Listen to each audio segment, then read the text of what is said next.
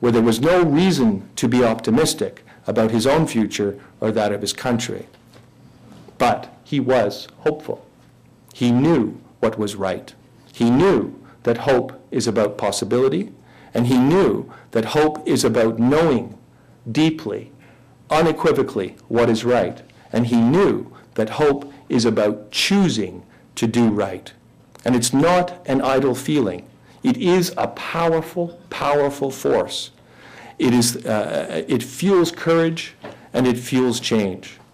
And in all the wrong that I have seen, it has always been surrounded by that dearest freshness, deep down things. That greater human action, that greater demand for good that comes from hope. I have never, ever doubted the power of humanitarianism and the power of an engaged citizenship. And I have never doubted the central importance of a legitimate politics. To act as a citizen in this is to implicitly or explicitly ask, what is the purpose of this political project? What is our responsibility one to another? And in my view, citizenship is not defined simply as a set of legal rights and entitlements, but by the exercise of liberty based on those rights, that at some level must, as an exercise of liberty, engage public debate through voice, and that must implicitly and explicitly demand good government.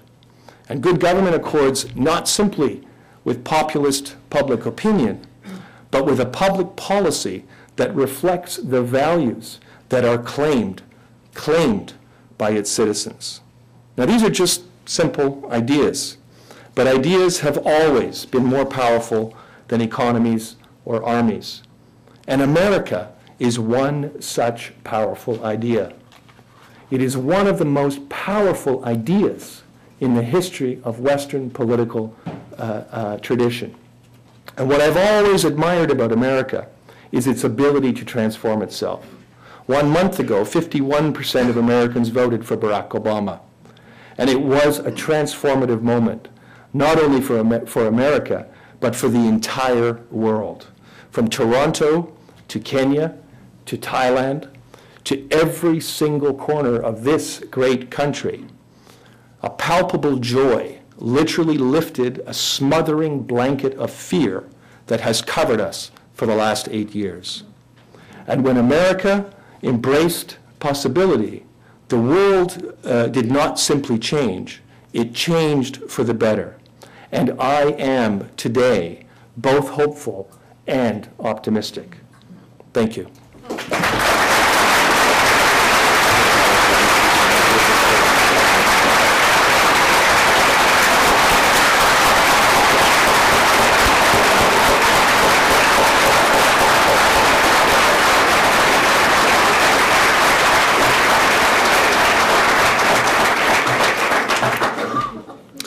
Today at the City Club of Cleveland, we're listening to Dr. James Orbinski, former International President of Doctors Without Borders, and author of An Imperfect Offering, Humanitarian Action for the 21st Century.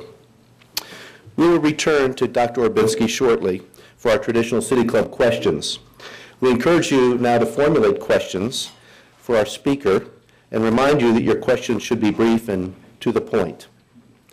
We welcome all of you here and those listening to WCPN 90.3 FM, WCLV, WTAM, or one of the many, many radio stations across the country.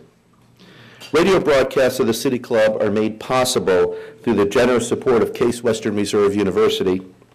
Our television broadcast partners are WVIZ, PBS IdeaStream, and Time Warner Cable.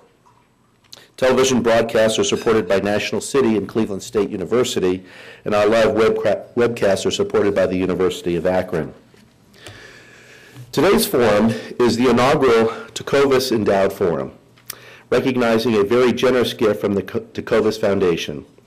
With us today at the head table are Mary Wagley-Galetti, Tecovas Foundation Vice Chair, and Alex Taylor, Board Member. Will you please stand so that we can show you our appreciation?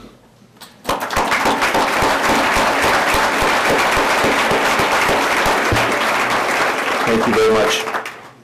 On Friday, December 12th, the City Club is pleased to present a Friday Forum featuring Dr. Norman Finkelstein. He's author of A Farewell to Israel, The Coming Breakup of American Zionism. If you wish to make reservations or order a CD or DVD of today's program, please call 1-888-223-6786 or 216-621-0082. We're pleased to welcome to our forum students who are here as part of our City Club student program. Participation of these students is made possible by a generous grant from the Jeffrey David Epstein Memorial Student Fund.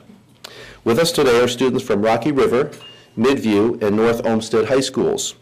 Would our student guests please stand and be recognized?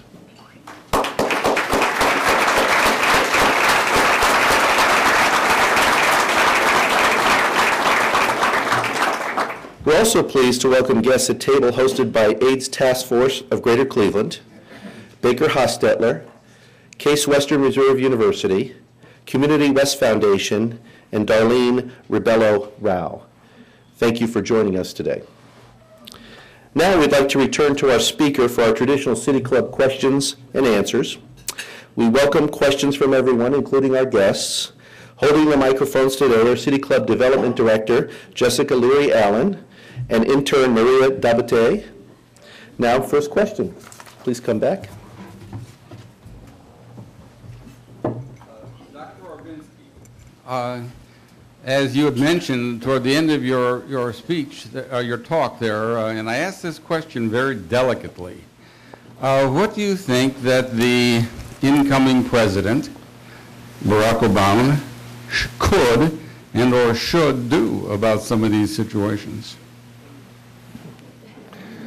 Well, I happen to have written a book about that. No.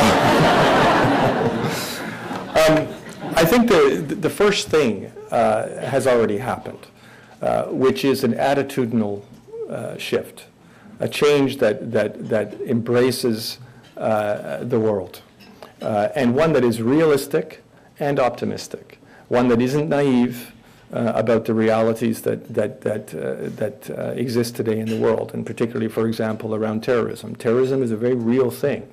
I happened to have arrived in New York on September 11, 2001, and witnessed the two planes crashing into the Twin Towers.